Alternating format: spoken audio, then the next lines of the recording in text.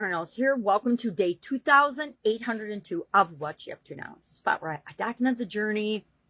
Originally, as I moved from the brick and mortar corporate world of business to the online world of business, and then back and forth again with the pandemic and everything. So grateful that I had already started my online presence. It kept me going during that time period where a lot of people stopped, lost their businesses, etc. So today we're talking about final day on spiritual health and well-being. Our focus on that this year, which again, for our personal life, it's we all know that it's important to be connected to something outside of ourselves. But it's been really eye-opening for talking about it with respect to businesses, because a lot of business owners never even consider that there's a spiritual aspect to their business. Some don't even think there's a spiritual aspect to their life, much less to their business. And so I hope that I've shown them during this course of this month how it can be an incredibly powerful culture builder. It can be an incredibly powerful business way to connect with the people that you're here to serve, and to help you grow and build and be a competitive advantage to help you grow and build and supersize that business. So today, step 7 of the process is to educate. By educate, I mean share what you learn, share what you know with other people, right? Even if they don't pay you, we share with other people because it makes the world a better place, right? What we put out into the world is what comes back to us.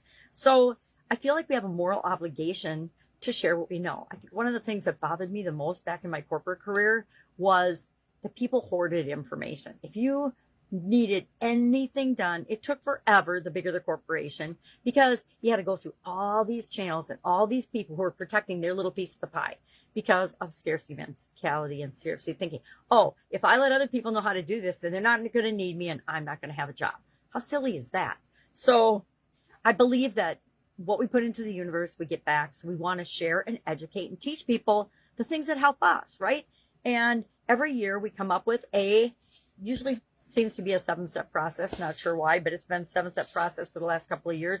And this year's process is the IDEANCE process. And I've got it. Is that right side up? Yeah.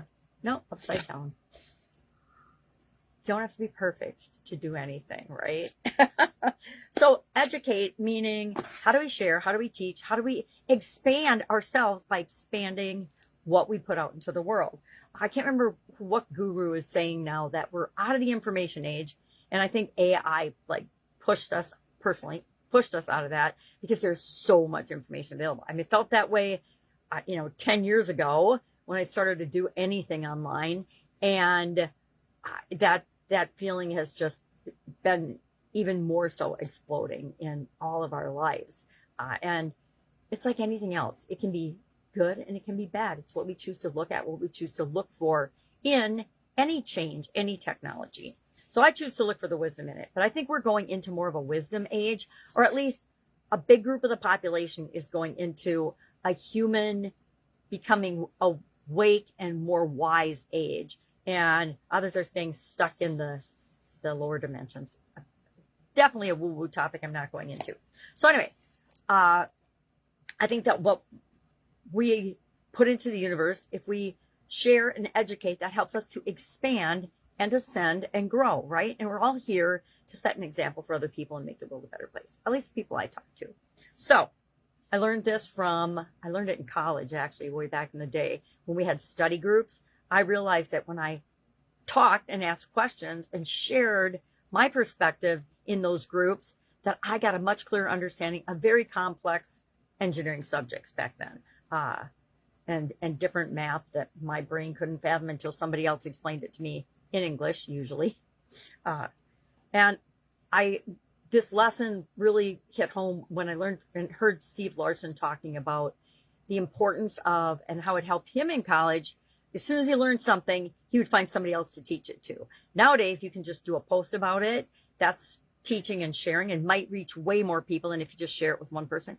I'll let you know a little secret. Sometimes I just share it with my granddaughter. Why? Because they might not understand it now, but I guarantee it's going into their subconscious, because our subconscious keeps track of everything. And someday when they need to know that, it will appear for them. I know that seems weird, but I absolutely positively believe that. So that is our topic for today. I am doing my first school coffee because, every video you got to see me with a coffee cup. I think it's because I gave coffee up for 5 years. And then I realized and found out when I had another health challenge that it was actually good for me. And I started drinking it again. And I only have a cup or two a day, but I really enjoy it. The first sip of coffee in the morning is just yummy. So I'm doing my first school video call today. I know at least one person's going to be on it. I'd love to have you join me if you so choose. It's a Supersize Your Business group. You don't have to be a business owner, but it helps if you've got some business experience or have some desire about business. But I think the person that's going to be on today, we're not going to be probably talking about business. We're going to be talking about big beliefs. And I think that's exciting. All right. That's it. Have an awesome day. And I'll, of course, be with you tomorrow.